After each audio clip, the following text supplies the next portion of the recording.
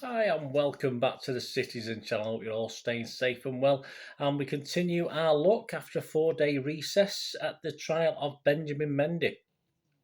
Please, if you are new to the channel, please push that subscribe button, push the bell notifications, and any thumbs ups are always welcome. And all your comments are welcome as well. A lot of comments on these. We're on to day 10 now. Day 10, Tuesday, the 30th of August, 2022. So a lot of positivity and a lot of people thanking me for doing this. And I say it's of great interest to me, and I'm sure I can see it's a great interest to a lot of people out there, City fans and non-City fans. Right, so let's have a look at day 10, Monday the 30th of August. And just to sum up again, Mendy, 28 years old, has been charged with 8 counts of rape against 5 women, 1 count of attempted rape and 1 count of sexual assault. The offence is alleged to have taken place on 5 different occasions at his Cheshire mansion between October 2018 and August 2021, relating to 7 women in total. Also, we have Mr. Maturi, 41, from Eccles, Salford. He's also pleaded not guilty to 8 counts of rape. They're being tried together, both gentlemen, and 4 counts of sexual assault relating to 8 women. And as Mr. Maturi does, both men actually deny all charges. Judge Stephen Everett resides at Chester Crown Court, and my thanks again to the Manchester Evening News for their timeline, very informative of the court proceedings on the MEN website. Right, 11:02, the trial resumed. The jury brought into the courtroom is now hearing evidence from a woman who is a friend of woman 4, who was the last one we heard from before the recess. Sarah Holt, junior prosecutor, asked her about a visit woman 4 made to her house shortly after she was allegedly raped by Mr. Mendy in July of last year. The witness says she was aware that woman 4 had been to a party at the footballer's home. She did say she had slept with Mendy, but it was a very brief conversation, she tells the court. She says woman 4 seemed fine at the time. The witness said she and woman 4 then headed to a nightclub in Manchester city centre before going to an after party. She explains that woman 4 stayed overnight at her home. The next morning, woman 4 found blood in her underwear.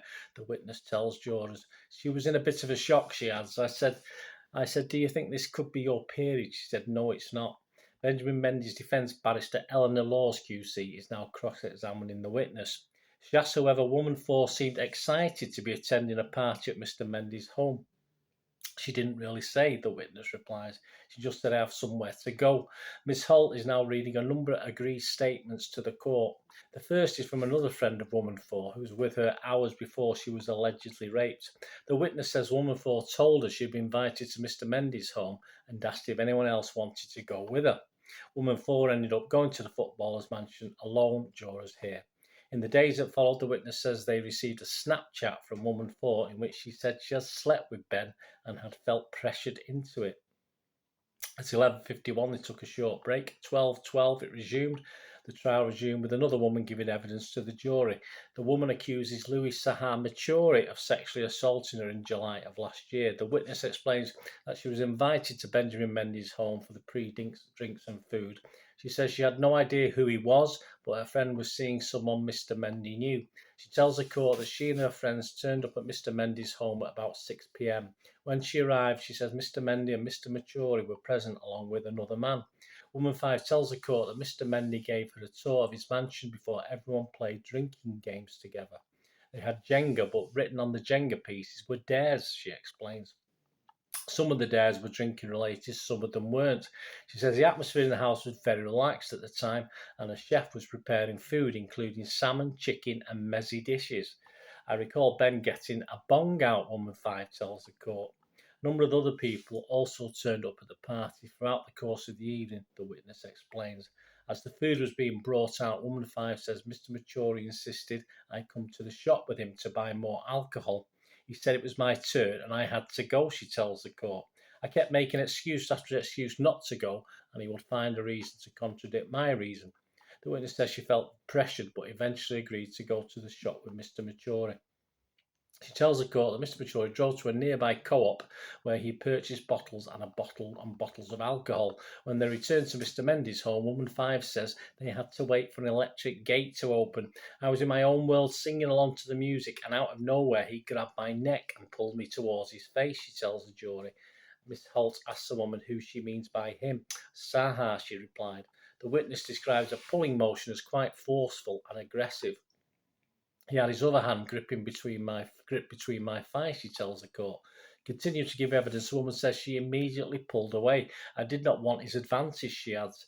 Miss Holt asked the woman if she said anything to Mr. Maturi during the alleged sexual assault. I said, no, I don't want to, multiple times, she explains. However, the witness tells the court that Mr. Maturi kept pulling her closer. Miss Holt asked the witness, what was he trying to do? Woman 5 replies, I am not entirely sure, that's why I was scared. I knew he wanted to kiss me, but with his hand where it was, I wasn't sure. She tells the court that Mr. Maturi kept pulling my lips to his lips. Woman 5 is asked how she felt at the time of the alleged sexual assault.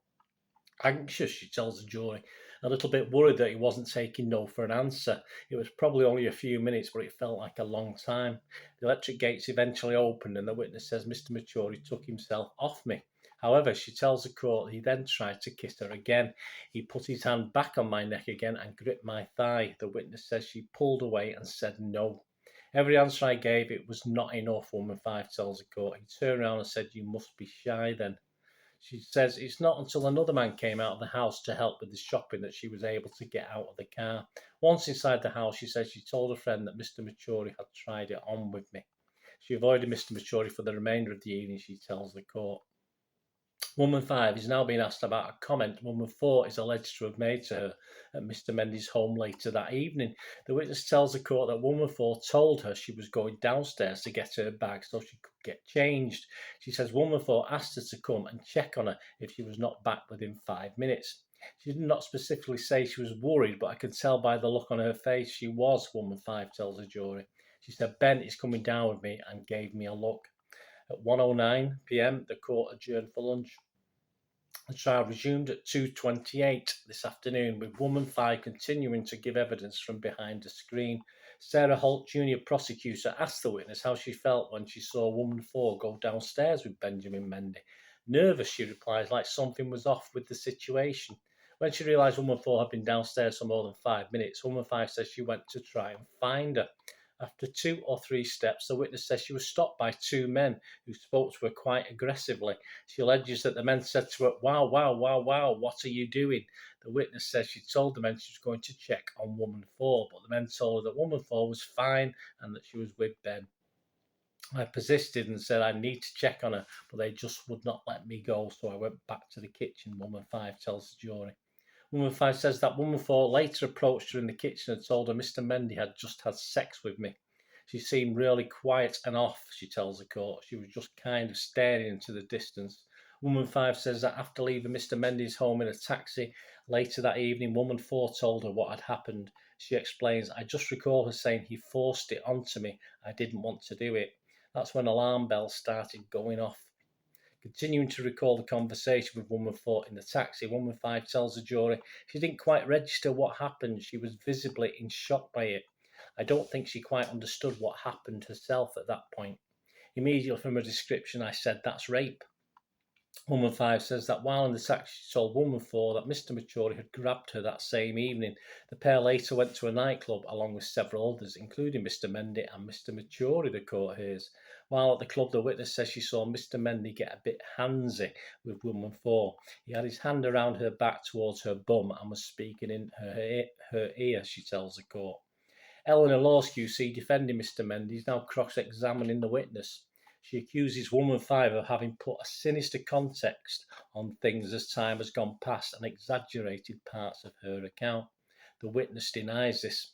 Miss Laws asks woman 5 if she recalls seeing woman 4 happily chatting to Mr. Mendy and dancing with him in the nightclub following the alleged rape. The witness says she did not. At 3:11 p.m, the jury finished hearing evidence for the day, and the trial has been adjourned until Wednesday morning. So I'll back with day 11 of the Benjamin Mendy trial. Let me know any comments, any facts. I say I only actually read out what's written in this court MEN court report. I don't make any judgments on this, but you're welcome to leave any comments, and thank you for your support. Until we meet again, I only ask everyone, please stay safe. Bye for now.